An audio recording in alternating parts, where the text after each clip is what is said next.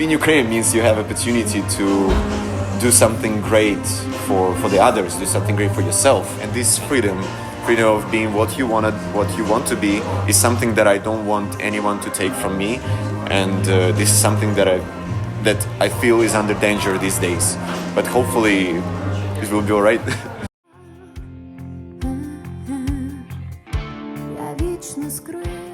My name is Andriy Tavrin. I'm 23. I work in IT and human capital, and I live in Kharkiv. This is my homeland. This is my home city. I was born here.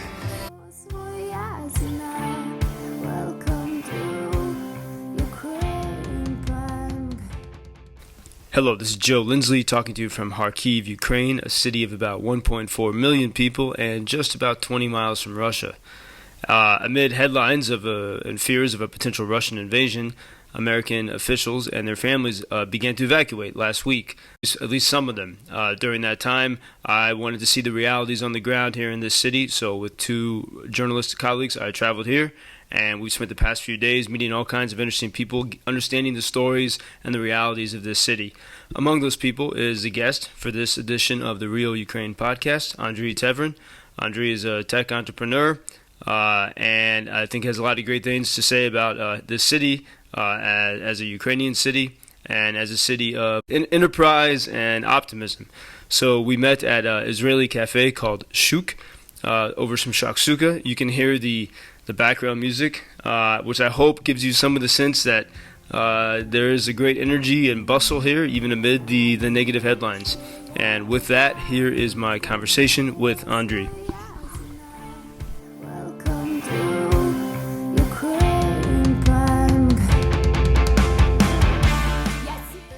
Said that Kharkiv is a place where if you work hard, you can achieve whatever you want. And then you also told me that you got this idea from America, but I was so surprised to hear. I was happy to hear it, and actually I think I've seen that among so many Ukrainians that if you do work hard, you can achieve.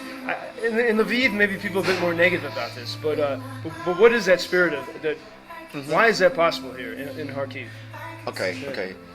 Basically, when I was younger, my mom gave me the book that was the Autobiography of Benjamin Franklin, and I got inspired about his story when he settled down in Philadelphia and when he opened his printing business. He was the owner, but he used to carry this tray of paper to show off, and it was the concept of fake it till you make it.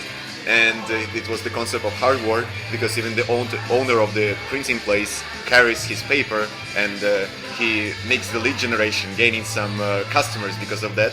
And this is just the smallest of many stories that I heard about the US and about the Western way of making money, making business. And that was something that was inspiring for me starting from the early stages of my life. And when we met in the Protagonist. Protagonist Bar was founded of the guys that keep IT firm here. So these guys are developing hyper-casual games. And me personally, I'm 23. I spend my weekdays in the bars like Protagonist, but Protagonist is one of my favorite. And staying in the Protagonist Bar and meeting these guys made me sign the deal, because actually these guys that are the founders of Protagonist, they have the hyper-casual development firm, and they need people. I do recruitment, so we signed the deal, and now they are my clients. So how can't you ignore this beauty of entrepreneurship in this city when there is your favorite bar and the founders, and you can basically hang out in the bar, meet the founders, sign the deal, absolutely not in the field of restaurant. So it's IT. And this is something that is happening around. We all are. Is your experience in that, is that unusual, or do you think it's pretty common here? I think it's pretty common among the people that are into it, into crypto, into IT, into restaurant field, into any kind of entrepreneurship.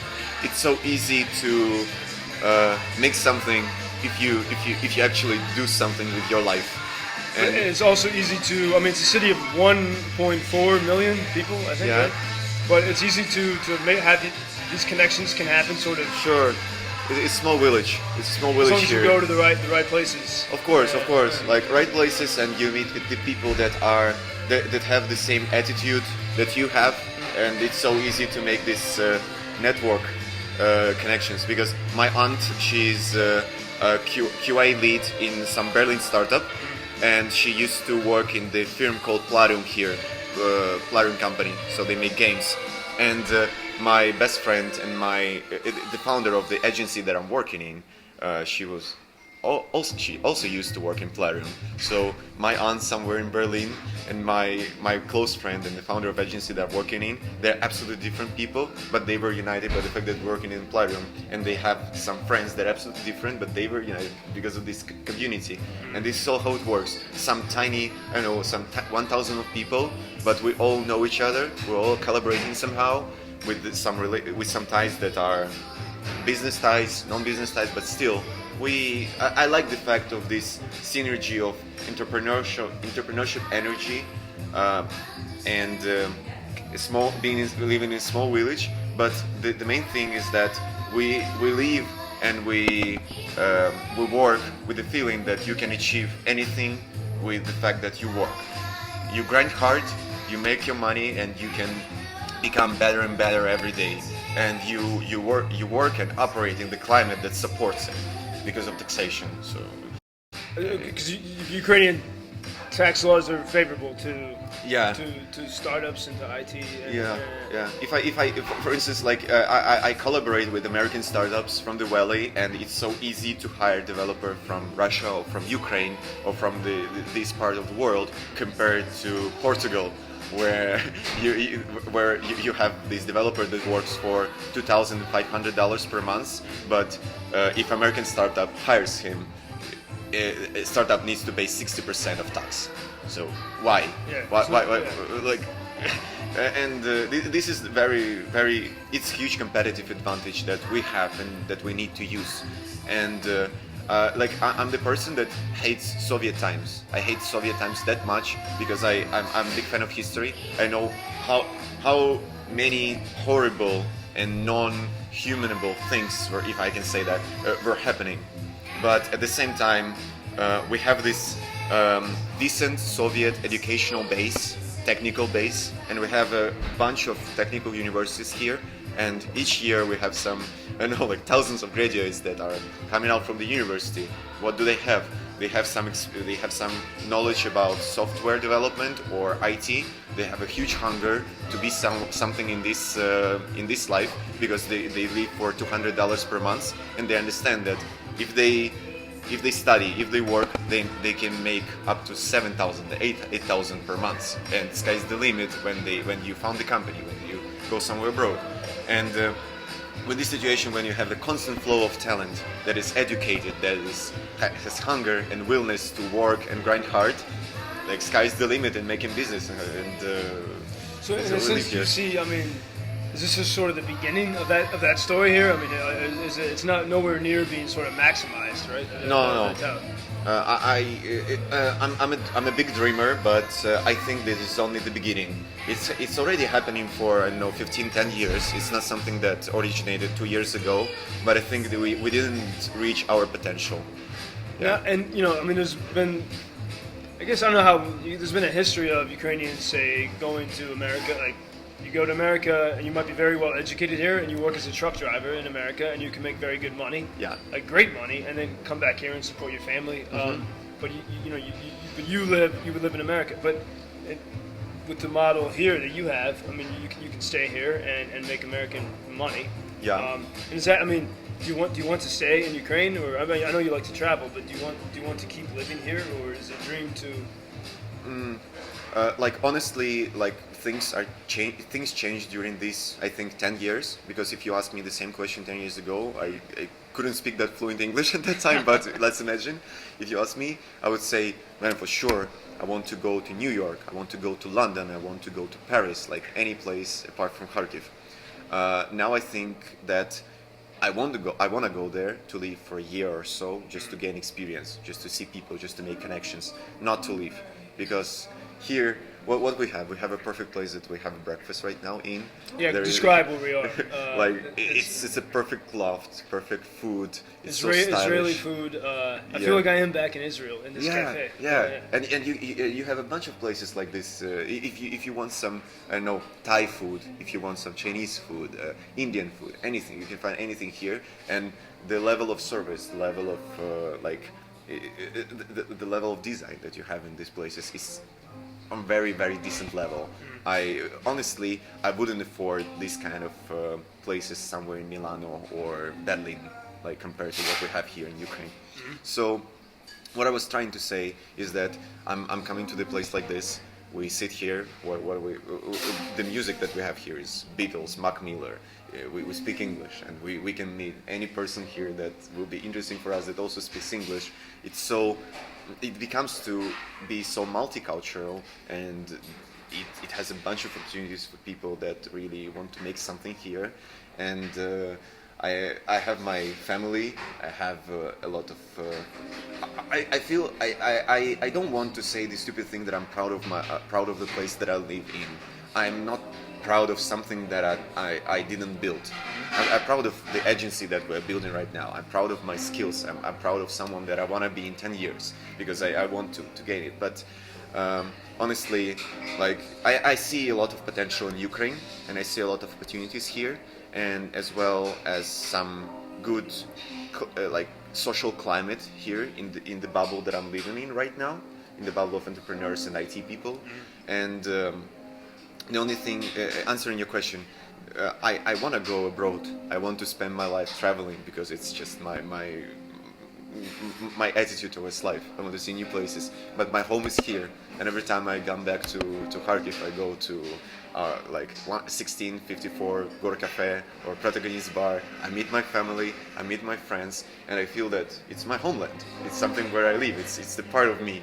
And all the shitty weather, all these buildings that were built in Tsar or Russian times, like it's a part of me. It's something that Milano or Barcelona places will never give me, because it's something that is, of course, it's beautiful. It's so much like elegance in buildings there, but it's something that I still like.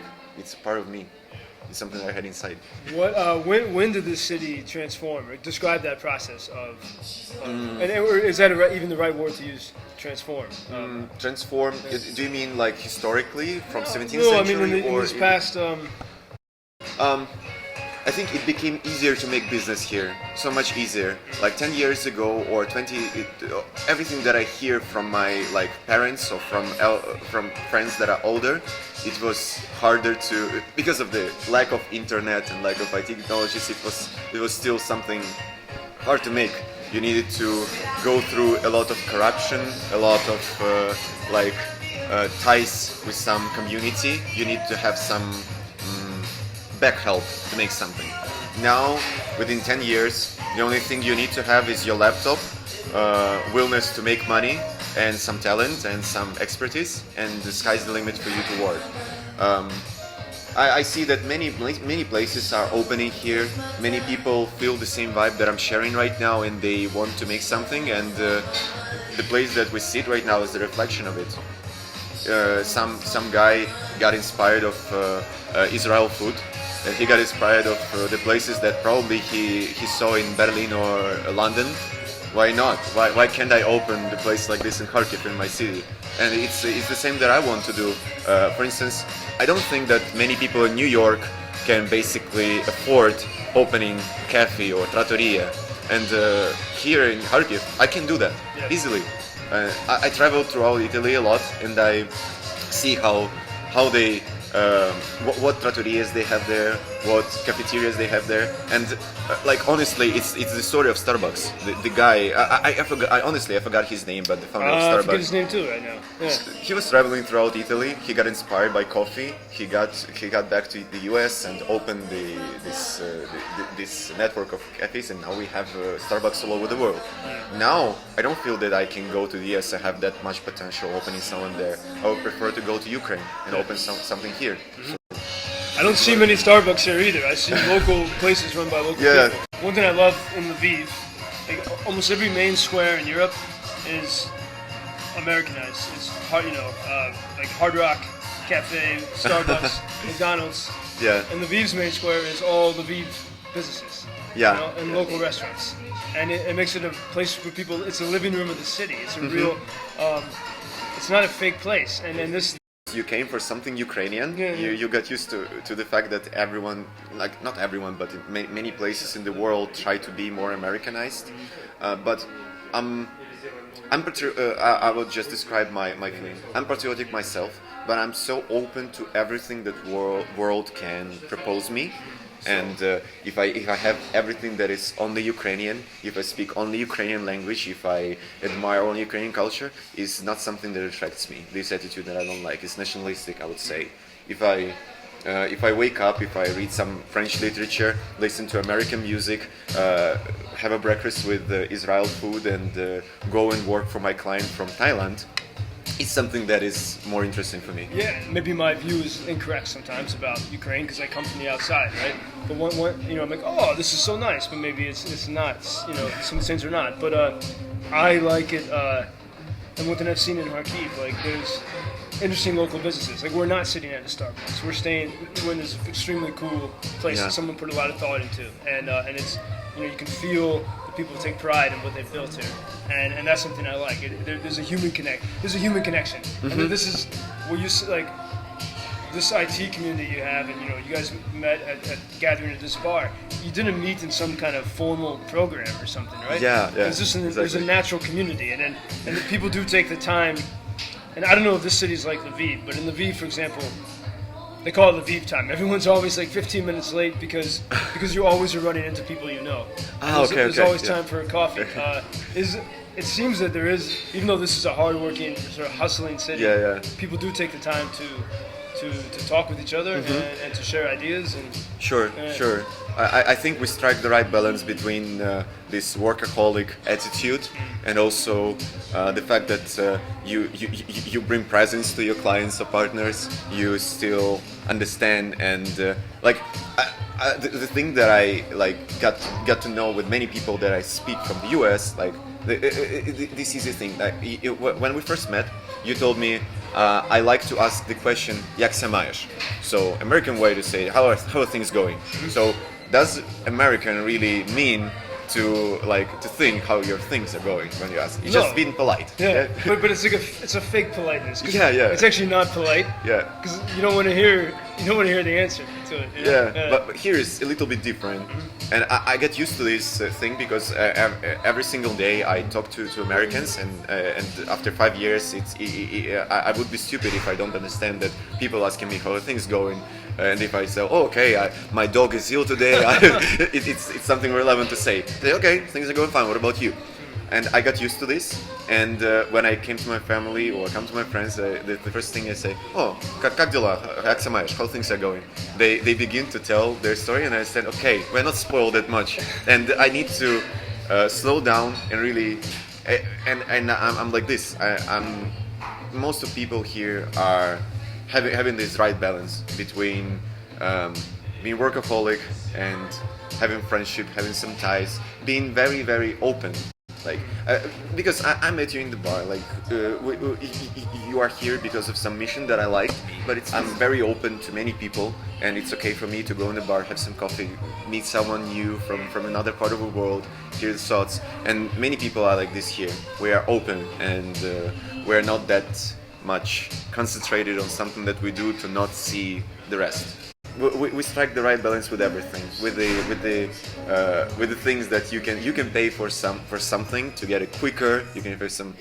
You mean the democratic corruption? Democratic corruption, yes. And this is something like democratic relations, democratic way of making business. Still, we have the same negotiations. We have the same way of making business, but it's somehow more humanized, I would say. It's very human-centric, not the Chinese model when people work 24 hours per 7, have these shifts. It's something that I hopefully don't have here. We have a very big influence of HR. We really care about people, and if I tell about IT field, like human resource direction is very important part of my business, because like retention rate and the way developers feel is one of our priorities, and this is something that is shared all over Ukraine. We really care about people. I wonder if the Swedes have this concept of logam.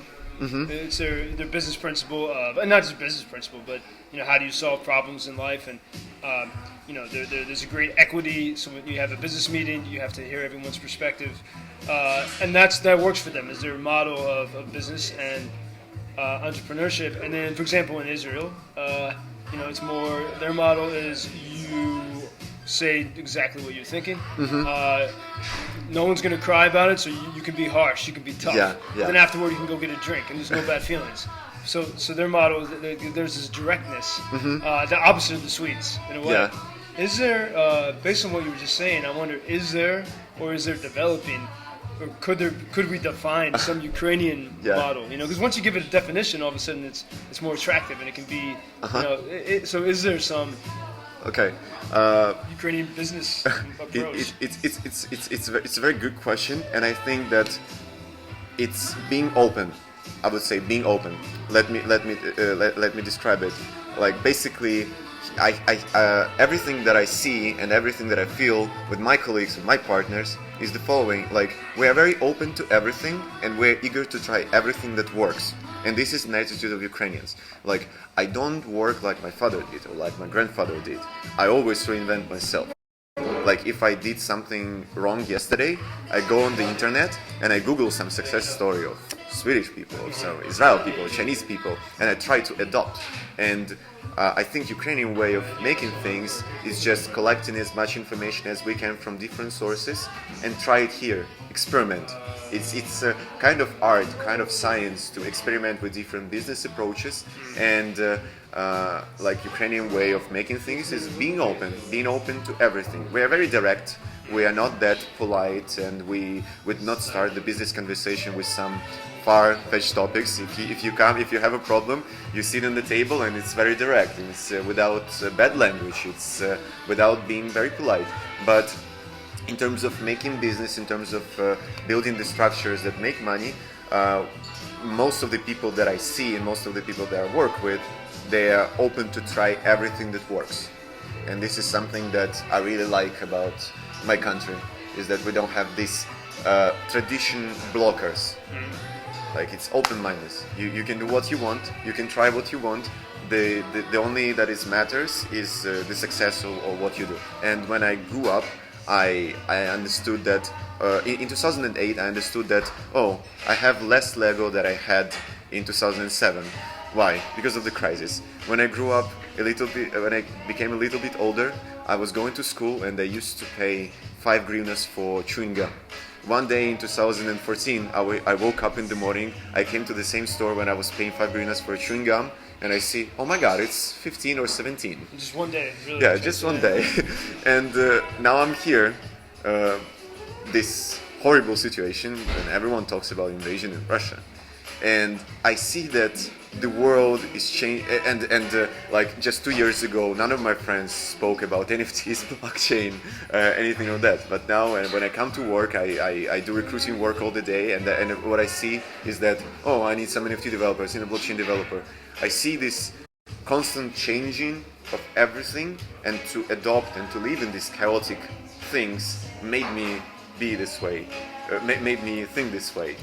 And I see a lot of drawbacks in lives of people that don't do that. It's when life is too comfortable in a way, or yeah, they got used to the way of living. They got used to they build their life upon something.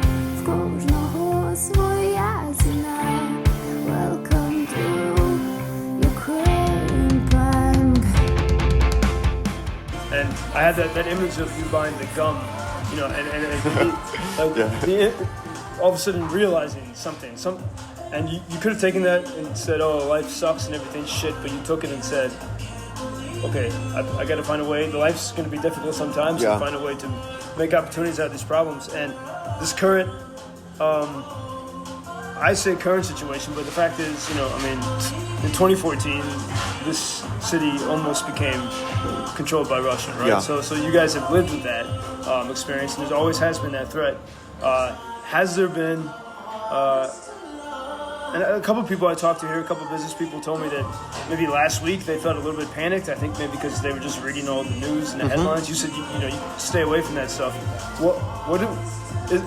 Has that impacted, and you and I have talked about this, but to share it here, has that impacted the world saying Russia's, and Joe Biden, for example, saying Russia's going to, you know, come and sack Kyiv, and Kharkiv might be the first city to fall. Has that impacted your business and your outlook?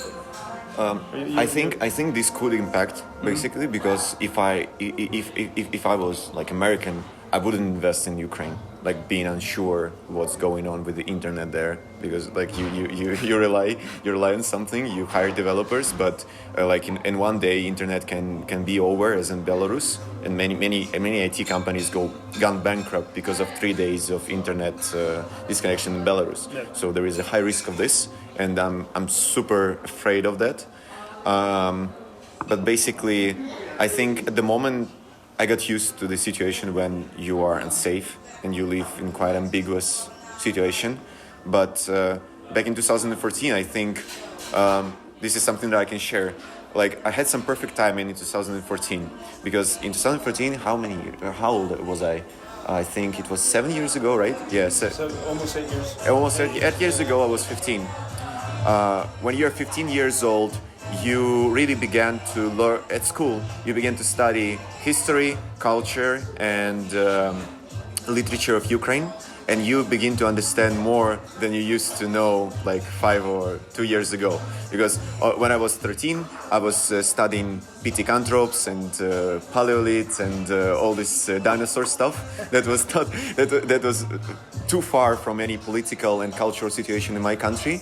But when I began to study Cossack period, when I began to study Soviet repressions time, like wars between Poland, Russia, Ukraine, all this political stuff, when I began to realize a little bit more than I used to know, and at the same time I hear on the news that Lenin is falling down on the biggest square in Kharkiv, the biggest Lenin in the whole Ukraine is falling down because some people are angry about him. I was like, Lenin statue. The fall of Lenin. Yeah, the fall of Lenin here. Yeah. You see it on the news. Then you see that Russians, whom you considered as some country that is peaceful to you, occupy the part of Ukraine that you've been visiting every single year. Every single year, me and my parents, we were taking our car and going to Crimea, and this is one of my warmest and brightest moments of childhood. Me in Crimea is a part of my land. I know everything there, and then I realized that I will never be able to go there, probably. Then I see some terrorists are blocked the central the government building here in Kharkiv, and I have this perfect timing of me studying here in school, me having internet to study more, and me understanding that wow, I need to do something about this situation. What can I do? Know more, and by knowing more, me and my surroundings, all the young people that were like in this situation, we realized that we are fucking Ukrainians. We are Ukrainians. We are not East Europeans. We are not Russians. We are really Ukrainians. We want to be in this country. We don't want to be in the country where Putin is or Lukashenko is. We are here. We don't want the lead, let's say, leader who is 20 or 15 years ruling the country. We want the manager. We want the person that comes to the power, manages the country some way. If it works, he manages 4 years more. If it doesn't work, thank you, next. So this is something that we realized. And we realized there is some narratives that are like repeating all over time, like in 16th century, 18th century, 19th century. When I heard about the fact that during the First World War, Ukrainians were gaining independence, and actually we had three different, let's say, countries that were emerging out of all this situation in Russia after the February Revolution. I understood, wow, I have never heard of it. Why? Because some Like some people pretended to pretended that it never happened. So this situation really affected my life. I think if it wasn't for 2013, I wouldn't feel myself that Ukrainian as I feel right now. So that's how it changed me. And do you think today, do you feel, I mean, the world is very panicked, and as I said, like this city in a sense is like, in the world's eyes, the media's eyes, is the epicenter of trouble. This is it. Do you feel that since here, like do you feel any emotions that you felt in 2014 now, or is everything very calm here and you're confident and not so worried? I'm not that confident, and I would say that it's very hard to live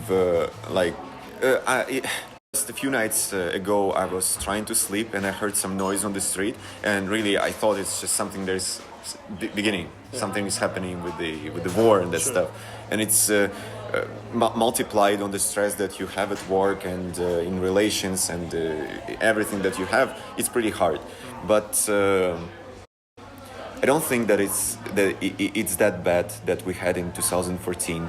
Maybe because of the fact that dollar is not rising that high, and we don't have people that are walking in the street with weapons and everything. And you hear your president telling that, okay, guys, calm down, everything is all right.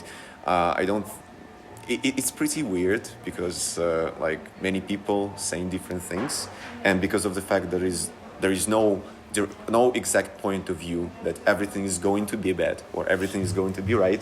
There is a part of ambiguity that keeps me calm in some way, because I think that all in all, like if everything would be that bad, everyone would be telling the same things. So this is my feeling. But at the same time, I think I have my work, I think I have things to do during the day, and even now we speak about these topics, but I have some serious stuff to be done during the day. I don't think that during the day I would think about this one more time. This is the first time I think about it during the day, and leave it to an American to bring it up. Yeah, I'm sorry. And it's like I'm constantly getting text messages from American friends and smart American friends and people that have worked in government and you know, pay attention to security matters. And when I read those, it's like pulls me in this direction of despair and nervousness. But then when I talk with Ukrainians, and you know, I've talked with Ukrainians who, older Ukrainians who, you know, fought in 2014 and they're ready today. You know, and there's a confidence and they still do their business.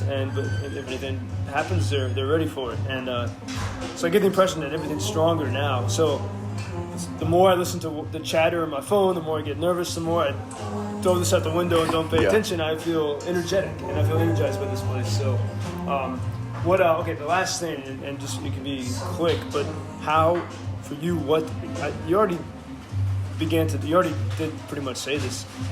What does it mean to be a Ukrainian for you?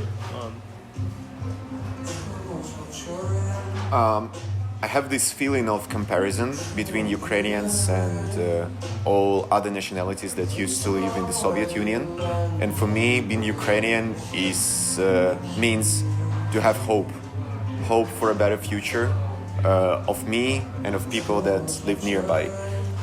Having hope, feeling that I'm free, and like that's it. Like I see how different other countries are, and I don't want to move in that direction. I see these old people, without no ageism, but I see these old KGB people wearing these ugly suits somewhere in Kazakhstan on their meeting. So 20 like similar white old men standing behind their flags and talking something about World War II, about how powerful they are, how Americans won't destroy their countries, how Americans are spoiling the world. I'm sick of it. And I'm very happy to be Ukrainian, to not at least see this picture in my country, to be able to make business, to become better, to be surrounded by multicultural society without no worries that Americans are bad or French are bad. No, I don't think these categories.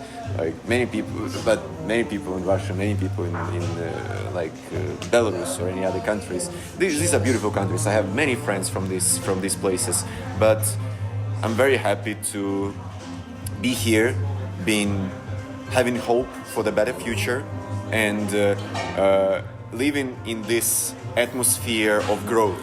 It's like, honestly, Ukraine is not growing that fast as I want it to be, but I understand that I'm any part of this mechanism that works for my country to be better and better every day, to gaining more money here, to build something great. And being Ukrainian means you have opportunity to do something great for the others, do something great for yourself. And I can go and work for a corporate.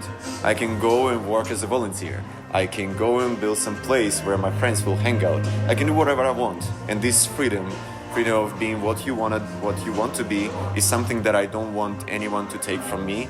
And this is something that I feel is under danger these days. But hopefully it will be alright.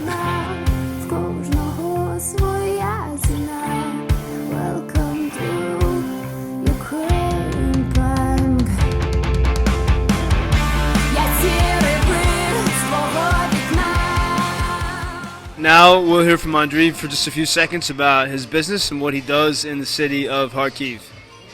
We are a Klika agency, and we work with the human capital here in Ukraine. We concentrate on two directions: direct recruiting and staffing services. So that means if you are a startup in the valley, or you are a established company from Belgium or from the UK, and you have an idea, you have investments, and you skilled and professional IT people at your place, feel free to reach me out.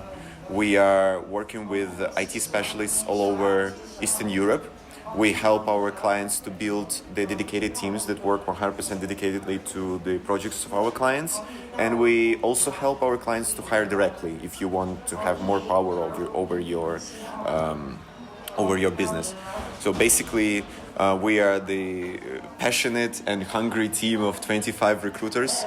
We want we are serious about what we promise our clients, about the deadlines, timings, and we're here to help you with human capital.